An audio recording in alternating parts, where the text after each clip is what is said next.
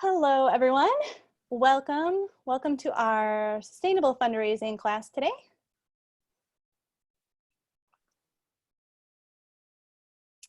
Welcome to those of you joining. We're here today with Kelly McLaughlin for sustainable fundraising. And so I just want to say before we get started that we're so excited to have you here today, and we would love for you to just chat in with us. We have a Q&A at the end of the time today, so feel free to chat in any of your questions. We would love to hear from you. Tell us your name, what organization you're with, and what you're hoping to learn from today's class with Kelly. So we're just gonna get started in a few minutes. So I also want to point out that today will be recorded. The class will be recorded, so don't feel like you have to take copious notes. Just be relaxed and present, and you'll be able to get that recording after. And of course, replay the conversation with your team and so on. I just want to introduce myself. My name is Jenna. I'm a support team member here at CauseVox. And so I have the privilege of working with a lot of organizations as they're growing their digital fundraising. And so I'm really excited for today's class with Kelly. Welcome to those of you who have just joined. We'll be kicking off in just a few minutes. Again, I just want to say that today will be recorded. This class will be recorded. And also, if you have any questions, please feel free to chat in. Please feel free to start sharing your names and what organizations you're with and what you hope to achieve through the class today.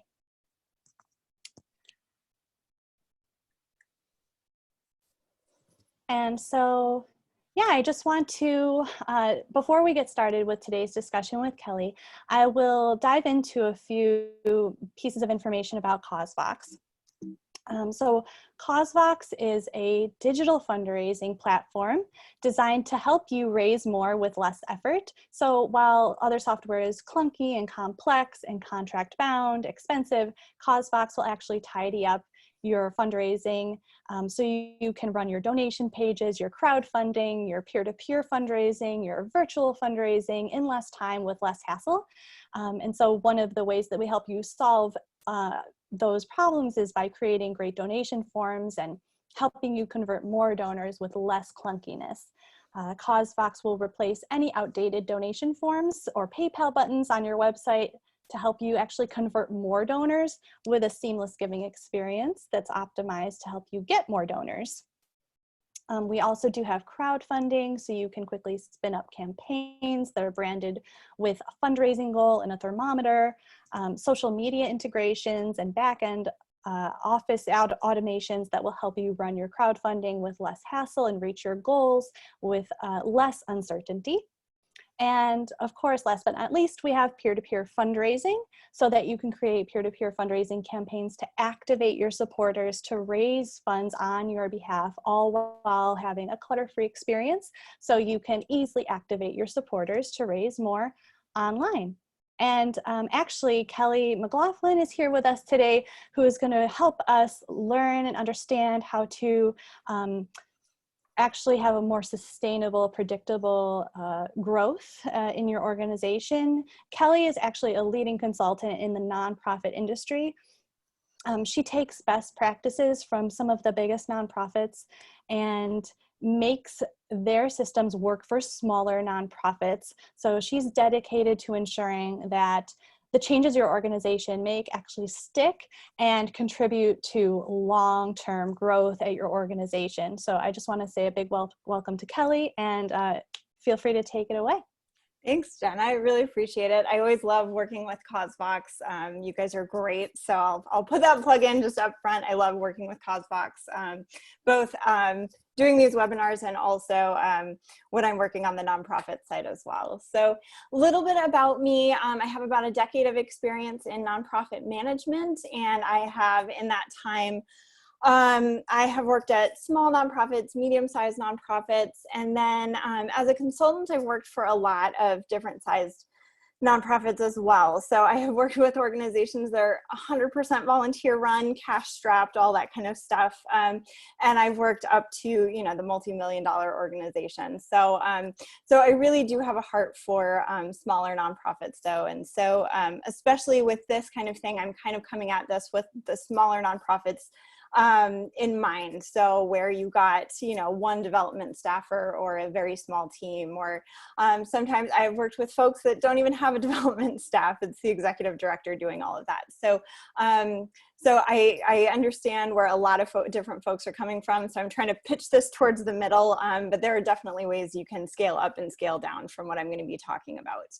I also am a former fitness trainer, and so I also bring to this a real interest in behavior change management and the psychology and kind of neurobiology of how we make change and how we make it stick, both personally and then institutionally. So just a little interesting tidbit about me. And I also have a 4-year-old, so I'm sure like a lot of you constantly have a child crawling on me while I'm also working. So I know that right now we're all kind of stressed and doing a lot, wearing even more hats than we normally wear. And so I just want to say I'm also trying to come at this from a place of, I understand you already probably feel very maxed out right now. And one, I'm right there with you. And also, you know, I want you to come at this presentation understanding that you wouldn't be here if all of this was in place for your nonprofit. Don't feel stressed out or guilty if this isn't in place for your nonprofit. That's why you're here. These are really suggestions to try and make things easier for you moving forward. And that's really a lot of what my coaching and consultancy is all about, is making small changes that you can implement easily. So without further ado, I want to move on to, oopsies. Just very quickly saying what's included in this webinar. We have a 60-minute webinar. That's what you're watching now. You will also have access to a recording of the webinar to watch anytime, as well as a link to the slides. And then CauseVox is offering the basic plan for you to run your digital fundraising campaigns for free. In addition, they're offering a free 30-minute digital fundraising consultation if you become CauseVox users. And also, I will give you details at the end for a 60-minute coaching session with me to go over anything that I talk about in this call. So what is sustainable fundraising? What sustainable fundraising means to me is you have clear goals, you have secure revenue streams, you have backup plans for your revenue streams. So you're hedging against, you know, making sure that, you know, your gala sells out or anything like that. You've got some backup plans just in case. Also very important to sustainability is making sure that the fundraising operation kind of outlives any single staff member's tenure. This data is a little bit dated, but I think it's probably still accurate. The average tenure of a development staff member is only 18 months. I'm sure a lot of us in the development world have seen folks come and go. And so just keeping that in mind is that you want to set up your operation so that it's an easy handoff if staff members leave, but also the more you are sustainable, the less staff members will leave. And then setting your organization up for success and making sure you have clear priorities and know whether or not you're on track or not. So what does sustainable fundraising feel like? To me, when I know I'm working somewhere where we've got a very sustainable operation going on, it's less burnout. I see folks have more energy.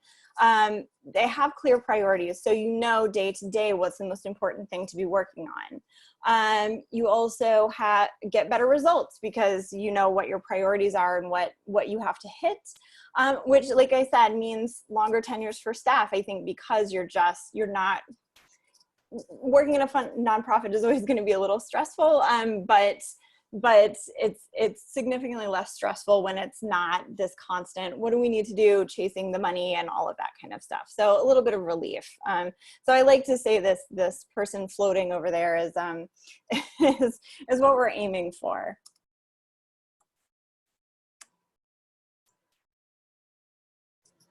Okay, so whoops. Slides got a little out of order.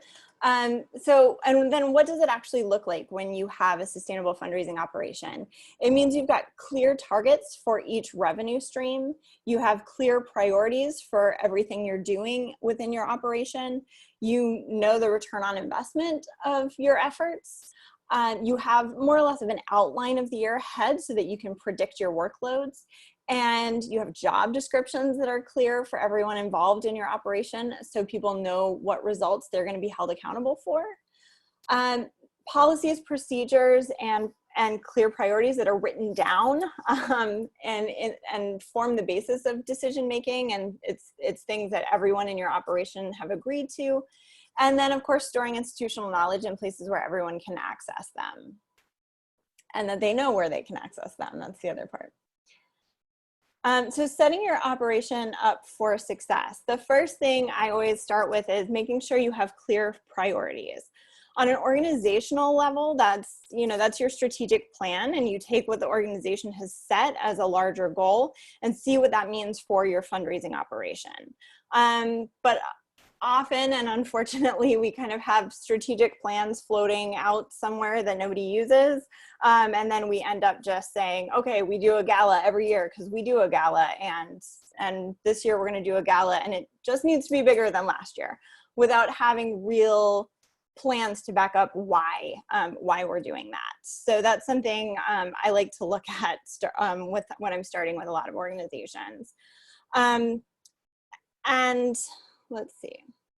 So why do clear priorities matter? I'm hoping some of you have seen this kind of chart before. It's from Franklin Covey's 7 Habits for Highly Effective People. But we've got urgent and non-urgent, and then important and unimportant tasks, right? And everything you do can kind of be put on this chart somewhere.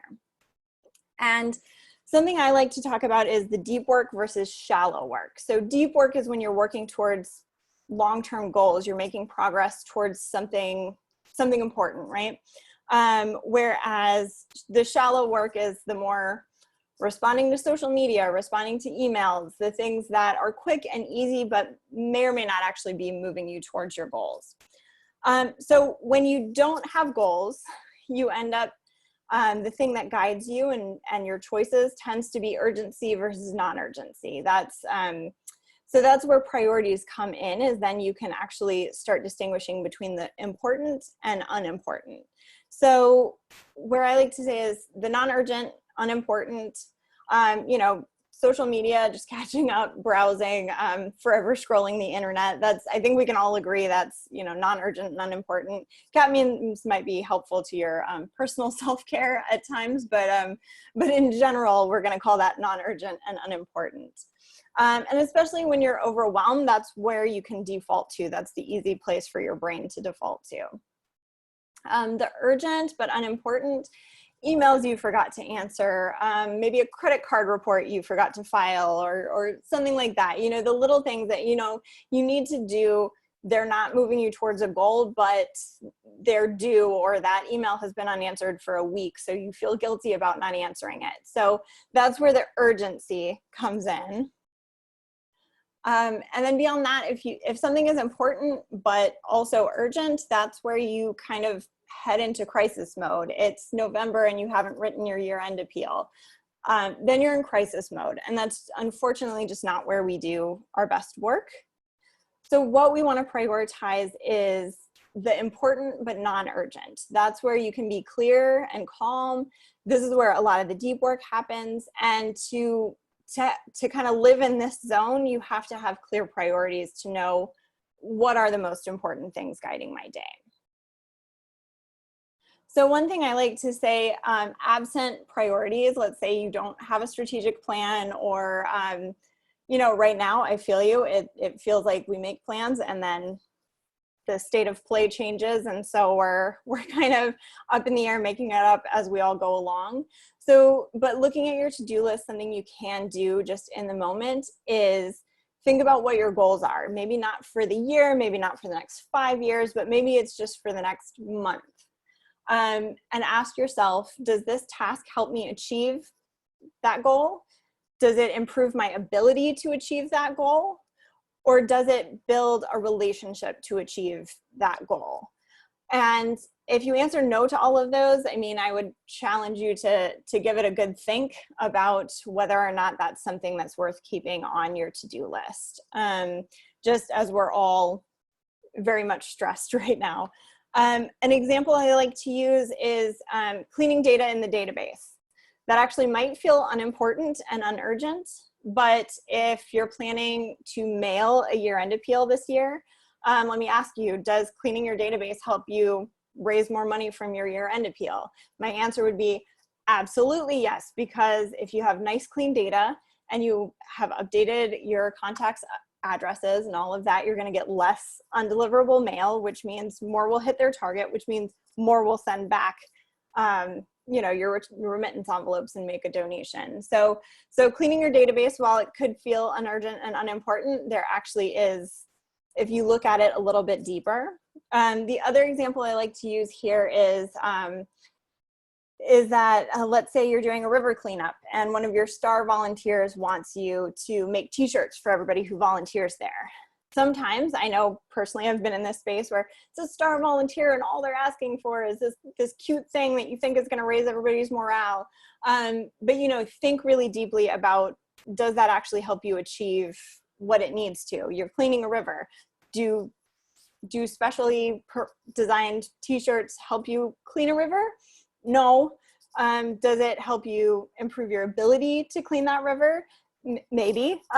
Maybe you could see your volunteers better if it's a brightly colored shirt, but you could also get vests and do the same thing. Does it build a relationship to clean a river? Maybe, but also if it's a star volunteer and somebody who's not going anywhere, telling them no, is that gonna make them quit volunteering for your organization? Most cases, no. So no. All right, that's something that we can really think about whether or not that's something we want to do. So something I would challenge you, just in the current environment, I'm sure so many people feel this way, just overwhelmed, and what do I have to do? What do I not have to do right now? And absent, you know, a 5-year vision for where you're going to be right now, you know, this is something that can help you get through the day-to-day. But setting priorities to be sustainable when we're talking about, you know, long-term planning. On a departmental level for fundraising, look at your current revenue streams and particularly the diversity in your revenue streams. Does that need to shift? By how much? Do you want to shift between streams or grow your smaller streams to make the difference? Where do you have the most capacity to grow? So looking at, you know, the next few months, the next year, whatever your timeline, whatever timeline feels comfortable right now, this is something you want to look at. And I'll talk about how to answer some of these questions shortly. But then we want to talk about SMART goals. I'm sure if you're in the nonprofit world, you've seen this before. But SMART goals you want to keep in mind. They need to be specific, measurable, attainable, relevant, and time limited. So what we mean by that, when we talk about that, specific, it's how much do you want to, let's use the example that I have here, increase individual giving by 20% in the next 12 months. The specificity is individual giving, 20%, not all fundraising, not all revenue, individual giving. It's measurable. I can obviously go through my database. What did we raise last year? What did we raise this year? Done. I can measure it. Attainable. Make sure it's based on real data and it's achievable. If you say I want to raise individual giving by 50% next year, is that might be a nice goal. That might be what your nonprofit needs, but is it actually achievable? So you want to look in your database. What has been your average growth over the next few years? And maybe you want to aim a little higher than your average growth.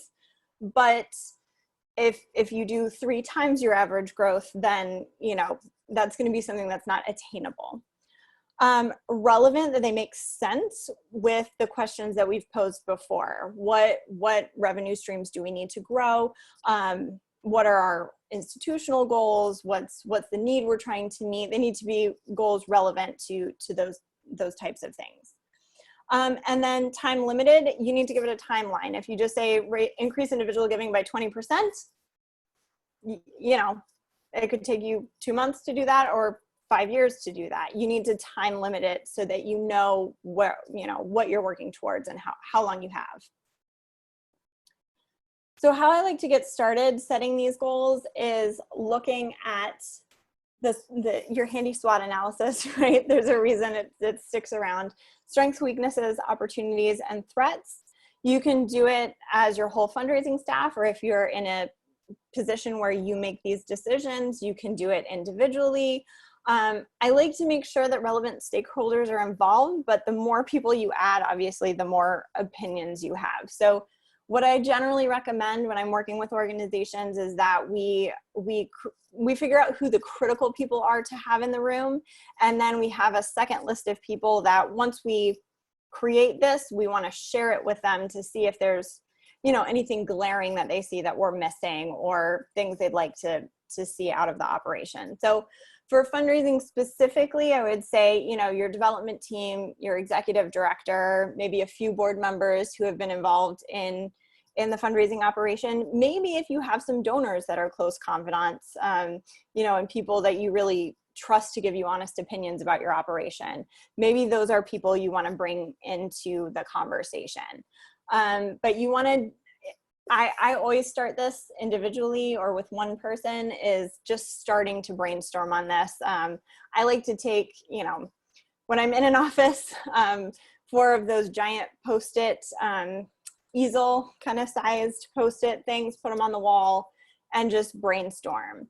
If I'm doing it myself on my desk, maybe it's 4 pieces of paper.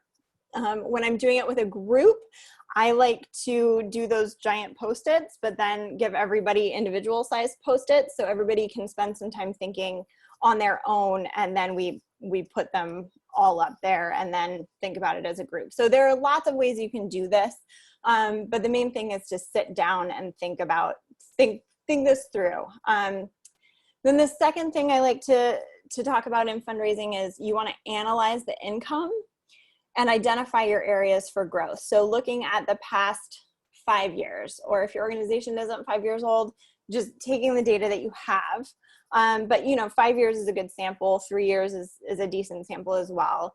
And look at what are your different revenue streams? How have they grown? How secure do they feel? Does it feel like, oh, you know, even without a lot of effort, this is gonna keep growing? Or, you know, I've worked with organizations who are trying to start an individual giving program because they know that a foundation funder that's been funding them for a while is trying to sunset or is changing priorities. You know, that happens. And so, so looking at, we know that grant funding is not on secure ground, so we need to make up for that. And then, oh, we've gotten a lot of growth in our annual gala. So that seems like a place where we can really leverage to overcome the challenge of losing that foundation grant. So looking at your income in that way and measuring it kind of against the SWOT analysis that you've done, taking both of those, you can really think about those goals and put together your SMART goals. And then once you've got SMART goals, you want to add some objectives and strategies to that, right? So if your goal is increase donor retention by 20% in 12 months, and let's say my SWOT analysis says we're not communicating with our donors in any regular defined manner, and also we have donor benefits, but our donors aren't aware of So maybe my objectives, so my goal is based on my income analysis, right? I need to increase donor retention 20% in 12 months. But my objectives are based a little more on that SWOT analysis. So what are the things I need to do?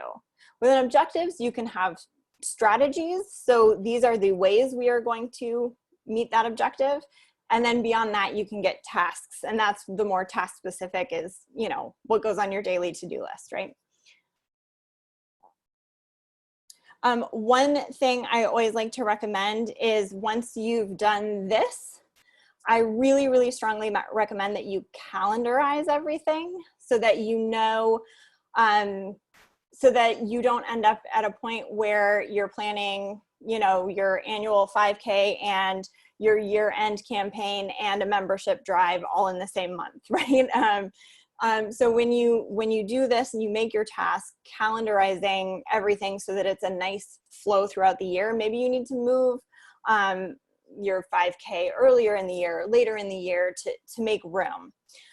So one resource I highly recommend once you've gotten through all of this is Productive Flourishing's Momentum Planner. It's a digital planner that you can download. I think he's offering the latter half, July to December of 2020 for just $6. So it's very affordable. And it's a really, really helpful tool in kind of taking this and then putting it on a calendar and planning out month to month, week to week, day to day. So that's something I always like to recommend when I'm talking about goals and calendarizing in particular. So ways to make sure your operation outlives you, or rather your tenure with your organization. Defined policies and procedures are really important. One, just having IRS and any state or local solicitation guidelines easily on hand is something I always recommend. Just so, you know, one, you can make sure your operation is complying with that, but also to have it on hand if you get donor questions or that kind of thing. Gift acceptance policies are especially important if you're going to attempt getting into major gifts, but gift acceptance policies kind of define what types of gifts you are and are not willing to take. The best example I can offer of this is if you are a organization working on climate change, maybe you do not want to accept gifts from fossil fuel companies. Or I've known one climate change organization that also didn't want to take gifts of stock that the stock included fossil fuel money. So, so thinking about that in terms of your mission and your operation, especially, like I said, if you're attempting to get into major gifts or corporate giving, having gift acceptance policies are a nice thing to have on hand so that you're not, when you're in that place of like, oh, do I take this gift or not? It feels counter to our mission. You've got that to fall back on. Employment policies also. Things like how to request vacation within your team, how you go about annual reviews or raise requests. These types of things, especially making sure they're nice and clear, is one thing about that you can do to kind of keep your staff happy. The clearer you have employment policies, that, you know, the easier it is for folks to navigate your organization. So even if you're a tiny organization with 4 staff, seriously think about making sure that you've got those policies. If you're at a bigger organization, but things feel like you get to define them team by team, this is also something that in your leadership position, you might want to just make sure is clarified and written down for your team. Then procedures, if you don't have standard operating procedures documents, I would recommend having them. The way I've created these, I always create them when I'm in a job anywhere employed. It's something I really recommend to anybody. But one of the things I do is I have an open Google Doc, or I have something that I've got a shortcut to on my desktop.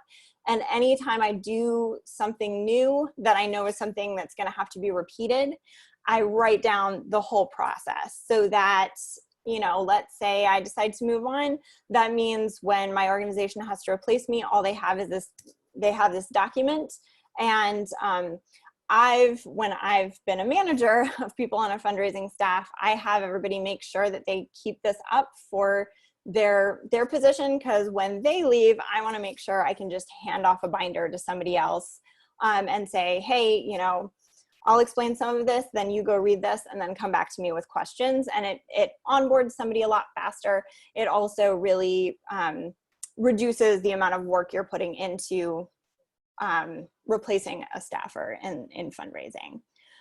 Job descriptions and binders, like I said, I think job descriptions are really important, and making sure that you don't just write job descriptions when you're hiring somebody, but that if somebody gets a promotion, if you realize that somebody's job is kind of creeping into something else, and that's a good thing for your organization, you want to change the job description to make sure that it's encompassing their job. Because again, I see job descriptions not just as a way to hire people, but also of a way to make sure everybody knows exactly what they're responsible for. If somebody is in charge of your annual 5K and these are the helpers, make sure that the person who's in charge of it, that is in their job description, and the helpers, it's in their job description that they help, so that everybody knows where the buck stops, right? And then job binders, I put these together when I'm running a department, is I have job descriptions and then the standard operating procedures that pertain to that job in a binder. And then last, if all of this sounds a little overwhelming, the Management Center has this great book called Managing to Change the World. It's a great primer on doing putting these policies and procedures into place at your organization. Hold on just a moment. The last thing I like to recommend is making sure you're securing all of this knowledge and all of this information and all of these decision processes in some place that is secure. So a lot of us say, well, I know all of this, it's all in my head. Your brain is not a secure storage system. Also, that people move on from jobs, right? One of my disaster stories, I was only 6 months into my very first fundraising job, and the development director at that organization left with 1 week's notice. We barely had a donor CRM. She wrote me a giant document with everything she knew about all of our donors and all of the operations and everything, because she had not written it down. There was no other place she managed all of this. So I got handed a Word document, and then a week later she left. And that was horrifying. And I spent a lot of time recreating things, resetting up systems, re-meeting donors that thought that the organization really knew them. So it was not great. So remember that your brain isn't a secure storage space, and when you leave, you take it with you.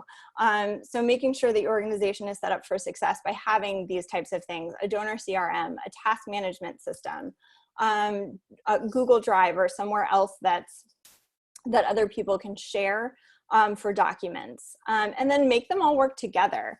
I like to say that like files in your drive should correspond to projects in your task management system. Then it makes it really easy to find the things you're looking for.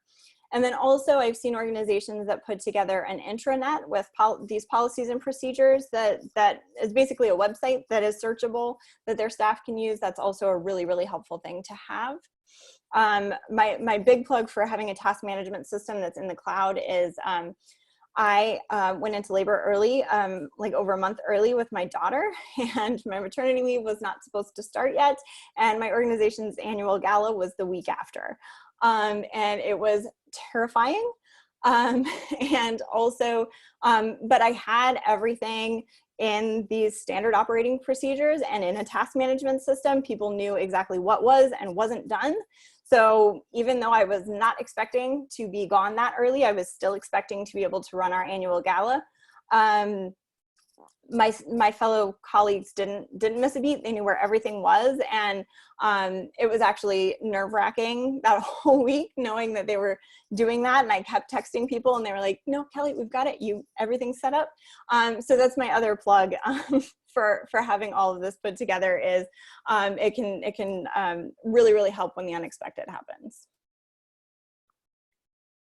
So then diverse funding streams. This is the other part of sustainability. So part of it is how your operation is set up, right? Is making sure that your operation is set up in a way that is efficient and that you can pass down and transfer knowledge and all of that kind of stuff. The other half of it is these diverse funding streams. So one thing I like to ask clients when I work with them, how would you prefer to receive $30,000? You need to raise $30,000 for something. How do you want it? You can have it as a single grant of $30,000, or you can have gifts from 300 donors of $100. Both of those are going to get you there. So based on the work required to acquire that gift, a grant sounds great to me, right? It's one process, it's one funder, it's one person I've got to keep happy. Whereas 300 donors, that's a lot to manage. But think about it based on the impact if one donor drops out. If you've got a single grant of 30,000, if one donor backs out, you're back to zero. If you have the gifts from 300 donors of $100 each, even at low retention rates of 40%, you've still got $12,000 left. So you're not back to square one. So it's a balance, right? Because it also takes a lot of work to get 300 gifts of $100 from donors. But there's a balance, right? So that's what I'm talking about when I talk about kind of hedging against things happening and unexpected things happening in your operation as far as revenue goes. So the types of revenue streams I tend to see at nonprofits are grants, contracts. A lot of those are government contracts, individual giving, bequests, which are a subset of individual giving, but kind of operate as their own thing a little bit. Corporate giving, and then earn revenue or fee for services. Some organizations have all of them, some have one or two. It really depends on your operation. But the main thing I tend to see is many nonprofits over-rely on one revenue stream, whether that's one of these streams. Often when that's happening, it's a grant. Or sometimes within individual giving, you're really over-relying on a single event or a specific appeal. And so we want to hedge against that one thing. So the main things I want you to be aware of, if 80% of your revenue comes from a single stream, that's something that you maybe want to start working on. And if 25% comes from a single source, a quarter of your revenue comes from a single grant or something like that, another thing to be aware of. Obviously, within your specific situation, maybe you know that that's really secure, you've been getting it for 20 years, that kind of thing. But it's just something to be wary of. Red flags should go up if you're analyzing your revenue streams, and 25% is coming from a single source.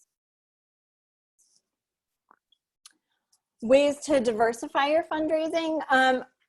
As I said, a lot of the time when I see a huge amount of a nonprofit's revenue coming from one source, it tends to be from grants. And so I like to recommend individual giving as a way to balance out grants for the reason in my $30,000 gift example. If you have a $30,000 grant that, you want to make sure, we couldn't do what we do without this grant. Starting to build an individual giving base that could replace that if anything ever happened is a wise thing to do for sustainability of your operation. If you already have individual giving, but a lot of it comes from a single event or from a single appeal, or it's mostly from your year end, there are other things you can do to diversify within your individual giving pool. Two things that CauseVox can obviously help you with a lot is digital fundraising and peer-to-peer. I'm going to go over that in a little more detail in a moment, but also if you're interested in peer-to-peer, I taught another course for CauseVox that you can purchase on demand now that walks you through how to start your peer-to-peer event. The other way to diversify or make your individual giving operation more sustainable is membership programs. And those aren't just for performing arts or museums. I think a lot of people think membership program, you think that kind of organization, but there are lots of ways to use membership programs. And then major donor giving is something that a lot of small nonprofits are hesitant to get into, but it's definitely something that you can do even at a small operation. And then if, for those organizations that are over-reliant on one specific event, adding peer-to-peer to an event can be really helpful. And also hedging against one big event with some smaller events can be very helpful. My example here is I was working for an organization that worked regionally, but they always had a big fundraising gala in the city where they were headquartered. And so what I worked with them on was we kept doing that event and kept running it. We weren't trying to make that smaller, but what we started doing was in other cities where the organization had a major presence, we started doing house parties that were paid for, you know, a nice evening and some catering, usually hosted at a donor's house. We kept it really, really cheap. The staff stayed with the donors that were hosting it most of the time. The donors hosted, a lot of the times the donors paid for the catering. So it was just a paid admission to, you know, have this nice evening and talk to the folks who run the organization. And that was actually came in real handy when one year they scheduled the event, and I do not recall now what happened, but something came up very last minute that ended up meaning tons of people had a conflict, people backed out. The last minute tickets we thought were gonna come through didn't come through.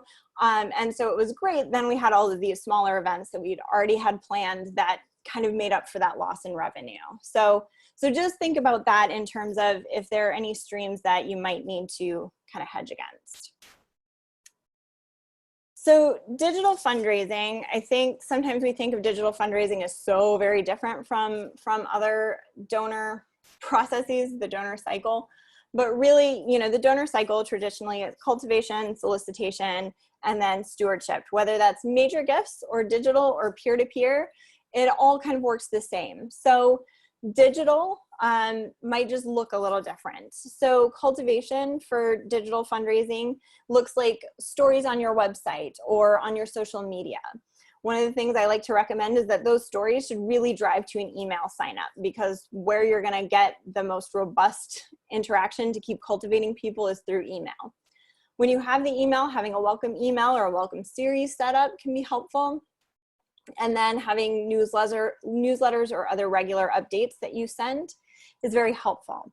If you have a database where you can kind of segment people who have signed up for emails but haven't given and have given, you can kind of pitch those newsletters a little differently to different people and have them work for both cultivation and solicitation, or sorry, cultivation and stewardship.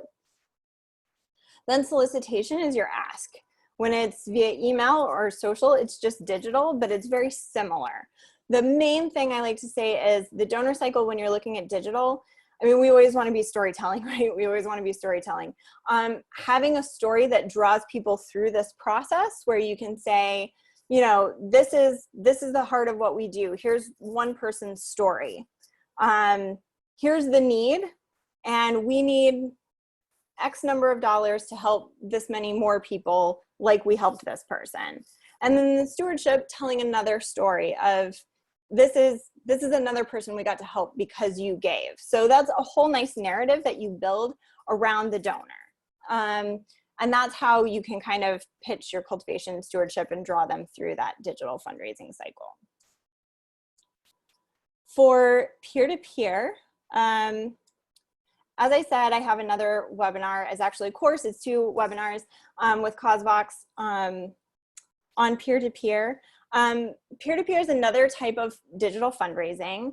I really recommend, if you already do some sort of event, tacking on a peer-to-peer element onto that event can be really, really helpful. One example I like to give, it's such a tiny example, but it's also really powerful. My daughter's preschool does an annual 5K. It's called the Tortoise and Hare. It's a great event. Our community really looks forward to it, and not just the preschool families. It's a big part of our town every year. But they were just raising money off of signups for the race, and then they would ask family members to ask they would ask the families of the preschoolers to ask their family members to make additional donations around the 5K. But when I took that event, and instead of just suggesting families, and they would send home a little sheet where we could take pledges, I suggested that we use CauseVox to have families sign up to fundraise. And just tacking that peer-to-peer element on, we quadrupled the size of the fundraiser. So they used to raise $1,000 just with registrations. That year we raised $4,000 when we added the peer-to-peer element. And we did that in 3 weeks. And so I offer that as just a quick example of what you can do with peer-to-peer. It really can take your results exponentially further, and actually fairly quickly. And the other thing I loved about that element was it actually got way more people interested in the 5K. So that was another thing that was great that came out of that. So yes, to really walk through how to do peer-to-peer well, I would recommend the other webinar that I did with CauseVox. Membership programs. I think membership programs can be a really fun way to both diversify your revenue, but also I like it as a way to backstop lapsed donor issues.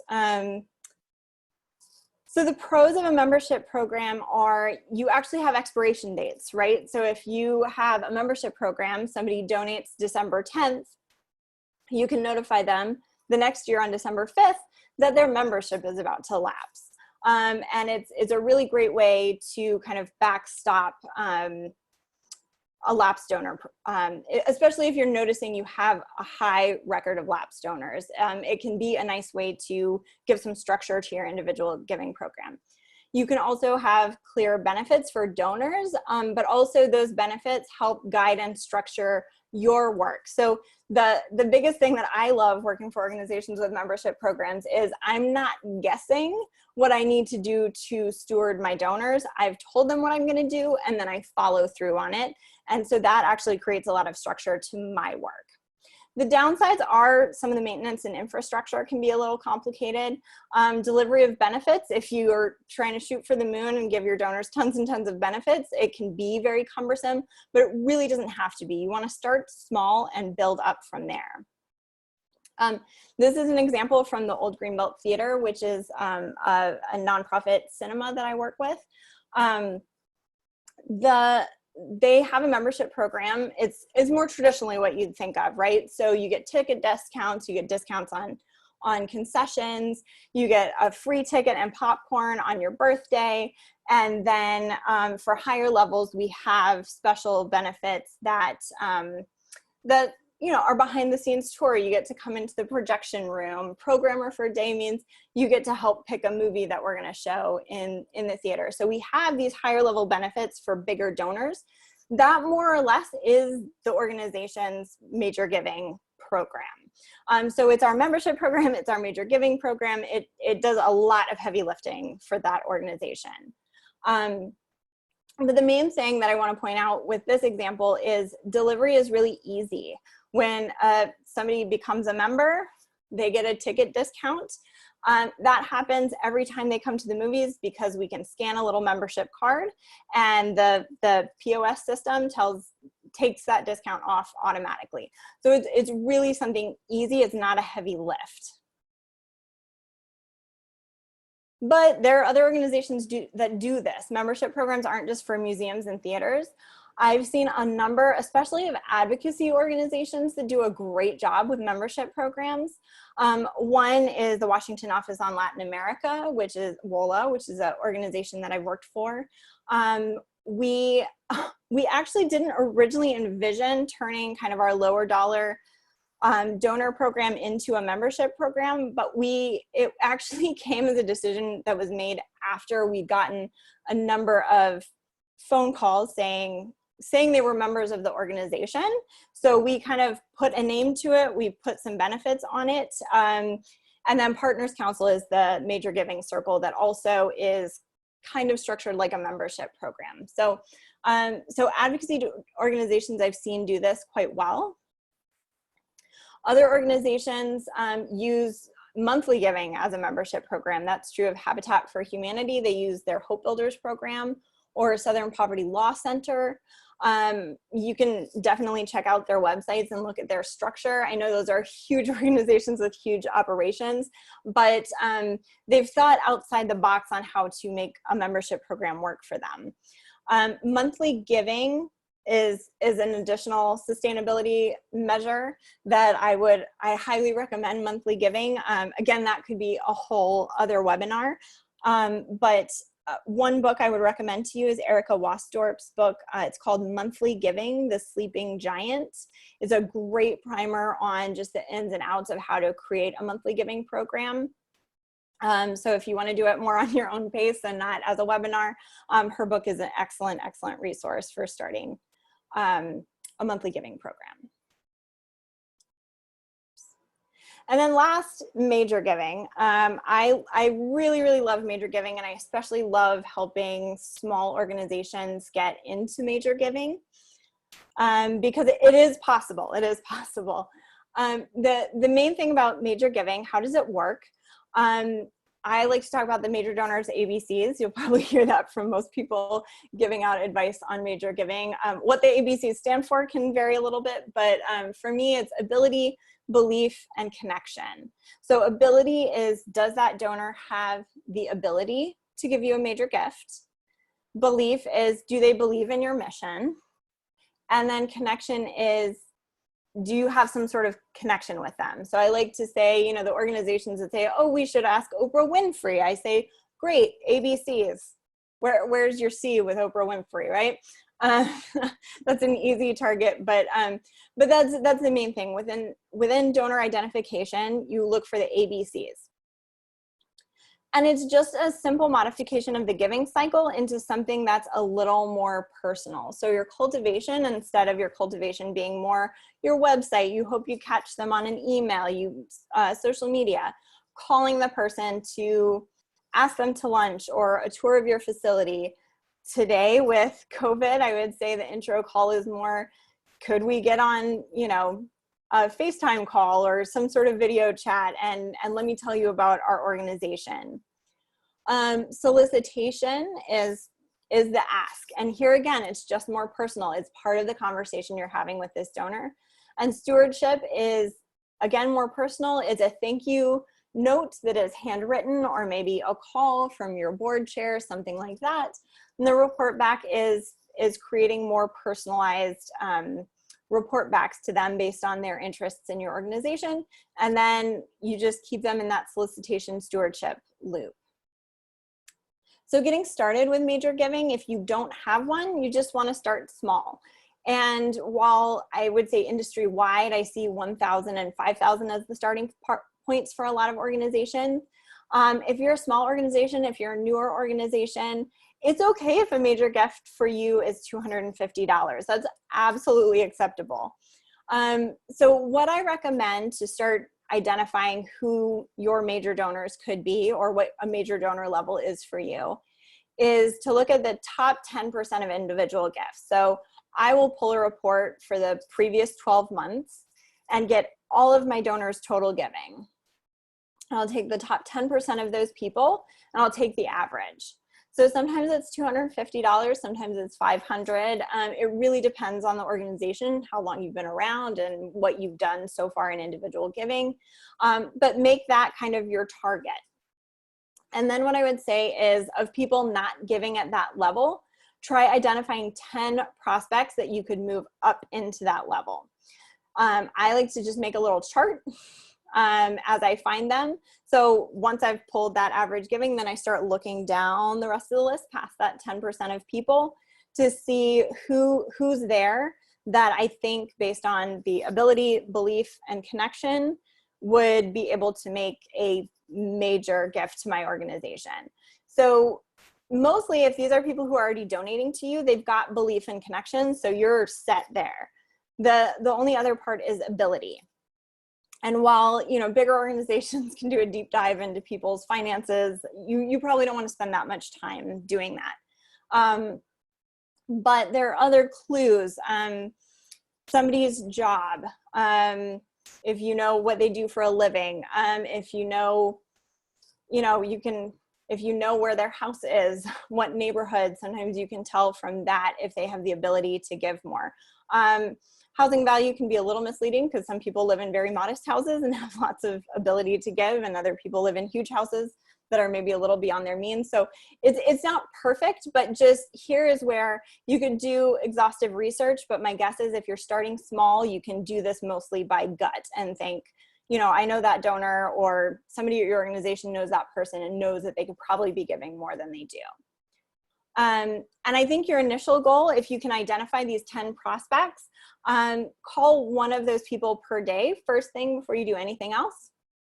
And that should get you through, you know, your 10 people. You've at least started this process, just giving one donor a call per day. You can do that in 2 weeks, or you could do one per week and have it done in the next quarter. It really depends on how fast you want to dive into this, how much extra time you have, but it can be a very modest start that can get you pretty far.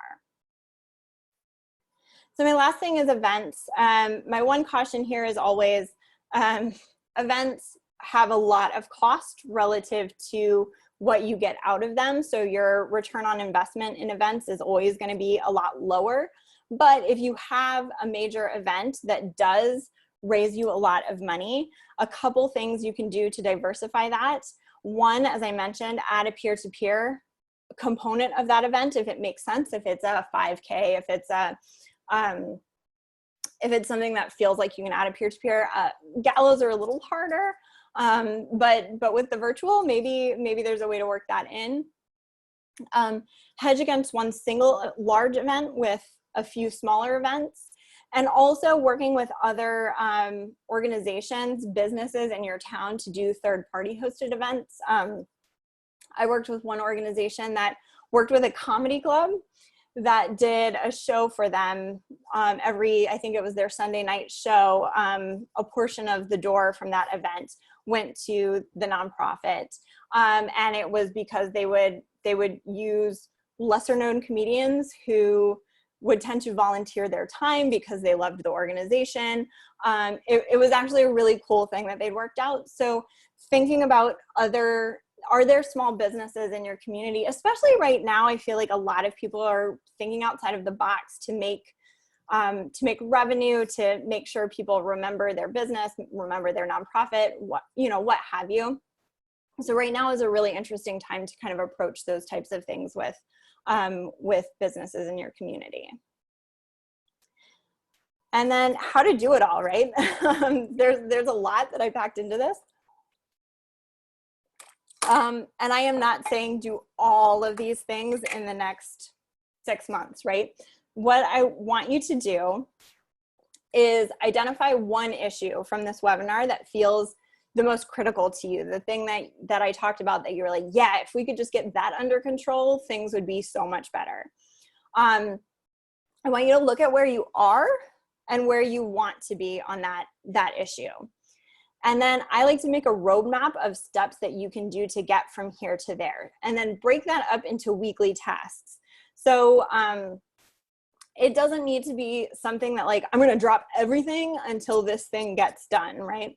It's something that you can do to say, you know, we've outgrown our donor CRM as an example. This is one I've seen a number of organizations deal with.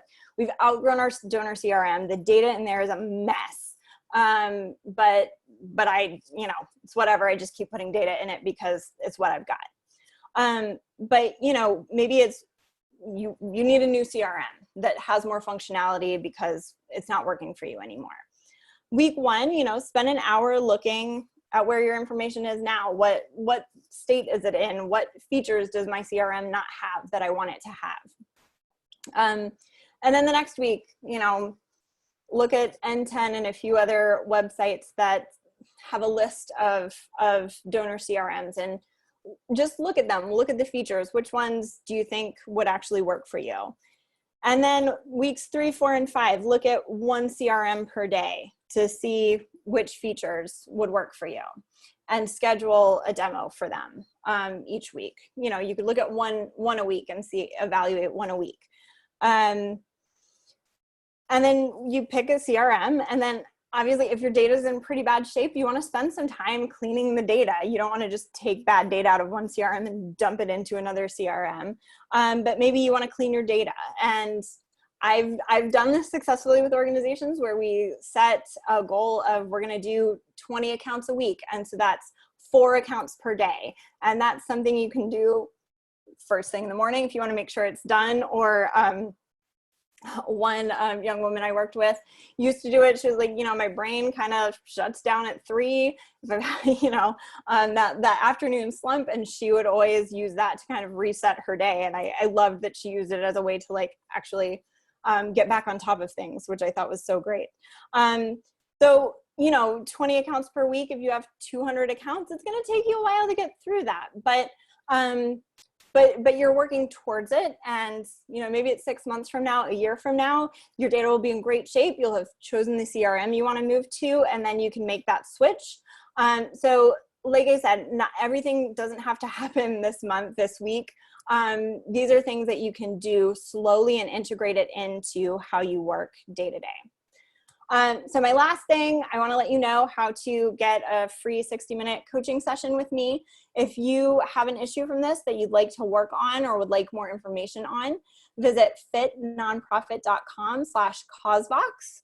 Fill out the form on that page to request a 60-minute coaching session. And because you've signed up for this webinar, I will be very, very happy to talk you through any issue that you pick on that 60-minute coaching session. So that is, one last thing. These are some resources that I mentioned throughout the presentation. So you will get these slides, so you can absolutely go back and look these up, but just in case you wanted to note those.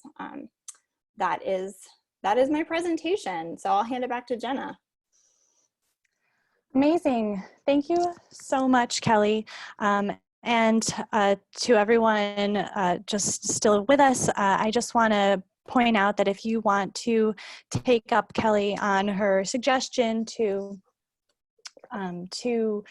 maybe start increasing that source of revenue through either like a peer-to-peer campaign or a virtual event, I just want to let you know that CauseVox can help you get up and running really quickly, really easily. Our platform is designed for users who don't necessarily have IT experience, but make things really seamless and really streamlined for your crowdfunding pages and your peer-to-peer pages.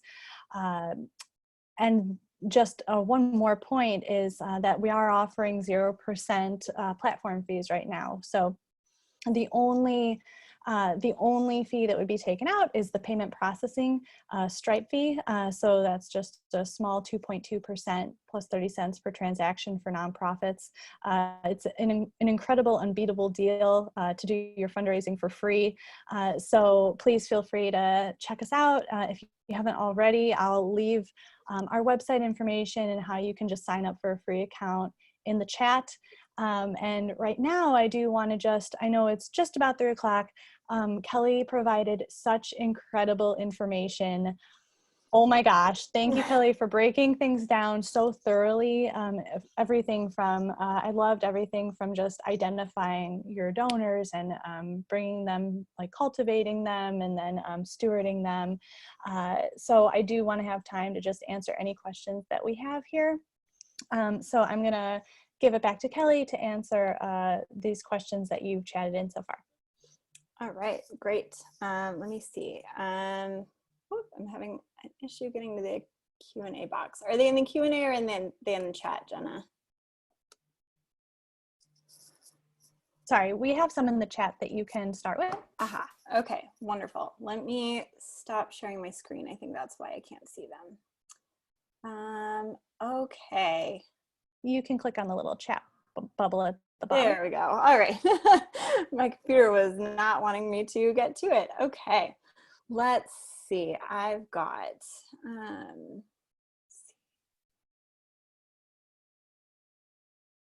there anything? Oh.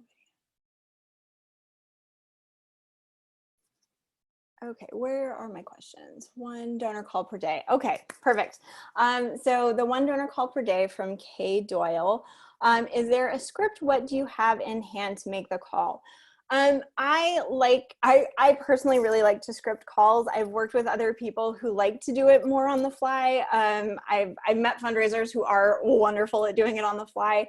I'm one of those people, if I don't have notes, I tend to stumble a little bit more. So yeah, I like to script those calls. I like to have kind of a voicemail script in case I don't actually talk to the donor. I'm better at doing offhand chatting with them in person more than I am leaving a voicemail. With a voicemail, I like to make sure that is very scripted. It's, this is Kelly, I'm calling from, X organization. I wanted to talk to you. You've been such a loyal donor to us, and I just wanted to talk to you a little bit more about our mission and how you can get more involved with us. And give me a call back at your convenience, and then leave my phone number. So that's something that I like to do. I like to have that, especially the voicemail scripted. And then when I call the donors, if I get a person, I like to make sure I've got kind of the main notes I want to hit. Sometimes that's a script that I use for everybody, and sometimes it is just what I want to make sure I communicate to that person, because maybe the executive director has told me that this person cares about a certain issue, or the executive director met them at a certain event. I like to have that written down too for the individuals as well. So those, yes to a script. I mostly like to make sure I have a voicemail script because I can off the cuff it a little better. But if that's not your strong suit, having some bulleted points for either all your donors or that specific donor can be really, really helpful, and at least I think take some of the nerves out of doing the donor calls if that's an issue you deal with. Let's see. Kay Doyle also says, I've worked with volunteers who are reluctant to make asks because they feel like they are begging. Yes, and board members and executive directors who really don't like that side of it. I like to, almost like I do with donors, I like to talk to my volunteers and my board members in particular about, when you make these asks, this is what we can accomplish. You're not begging, you're making our mission happen. And the more you can point to results. When we raised X much more on this event, it meant that we could do this thing that we wouldn't have done otherwise. Just as you have to do with donors, you have to help your fundraising volunteers see the impact of what they're doing on the mission. And I think when they're that mission focused, they really, they get away from that begging mindset, and they get into the like, oh yeah, I'm making a difference by doing this thing. But asking, solicitations can be really, really hard for people. Money is a tough thing for us to talk about in our culture. And so, yeah, I do get that a lot from fundraising volunteers, but my main way of getting over that is helping them see the impact on the mission when we get the money that they ask for. So that's that one. Let's see, have I missed any? Nidia, I hope I'm saying your name right. My challenges since COVID is virtual fundraising and doing a yearly event. Yes, virtual fundraising is a tough one. I know, Jenna, you can correct me on this. CauseVox has done a couple webinars on this, which with virtual events and how to raise more from virtual events. That's something I would definitely, if CauseVox is involved, it's probably great. So do check that out. I've seen a lot of organizations do this really, really successfully. So I think it's a mindset thing, right? I think if you can see it as an opportunity to create something new and interesting and engaging for your donors, instead of seeing it as, oh, I can't do the things I always did. I can't do these things the way I want to. I think sometimes it's a little bit of a mind shift that can be helpful there. Not to say that doesn't mean it's not a big challenge.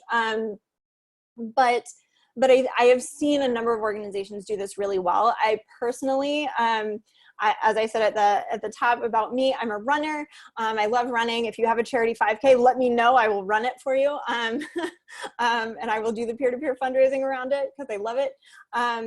But yeah, it's Casey Cares. They're a great organization based in Maryland, and they have a 5K every year. And this year, because it had to go virtual, they did this great, they did a training series beforehand where they gave you access to actually a running coach, which was an incredible value add to me as a runner. And then they actually started it out with a live stream. They did basically all the rah stuff that they would do before their 5K on Facebook Live, which was so much fun. And so my whole family runs it, even my 4-year-old. And so we watched the virtual thing on Facebook Live that got everybody all excited. And then we set out our front door and ran through our neighborhood with our little bibs on. We felt ridiculous, but it was so much fun. And then it was about 2 hours afterwards that I got an email from them that was like, "Good job, Kelly. Thanks for running with us," and all of that, which was also really, really great. So I think, like, honestly, I'll be honest, I walked out with all the warm fuzzies that I did when I've run their 5K in person. And so I think it's just kind of figuring out how can you create a warm experience for your donors, but in a virtual space. So that's a great example. I've seen other organizations do it well. Check out CauseVox. Jenna shared in the chat the URL to that. It's free. I forgot it was free. So yay! Yeah, no, I'll just briefly jump in and just say, with this webinar that I just linked in, we actually touch base with a couple of our current customers that have really succeeded with their virtual events, a virtual walk and a virtual gala. So you'll be able to get all that information through that webinar. Yeah. So I think there was that everybody. There was one more question about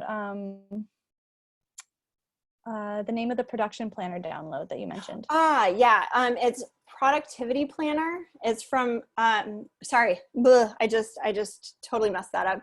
It's from Productive Flourishing. It's their momentum planner. They have the rest of 2020 available in a digital download for $6. I'm not paid to endorse them, I promise. I just really, really love their momentum planner. It's really, really helpful. I've used it as a staffer. I use it personally to do coaching stuff. So I really, really like that, the Productive Flourishing Momentum Planner. Yeah. Productive Flourishing Momentum Planner, yes.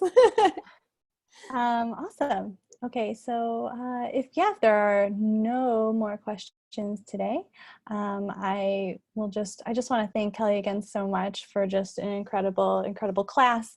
If some of you may have unanswered questions, you can email us at support@causevox.com, and we'll be sure to answer all of those. And I just want to thank you again so much, Kelly. You were wonderful. Thanks, and just have an incredible rest of your day, everyone. Thanks, everybody. Bye. Take care.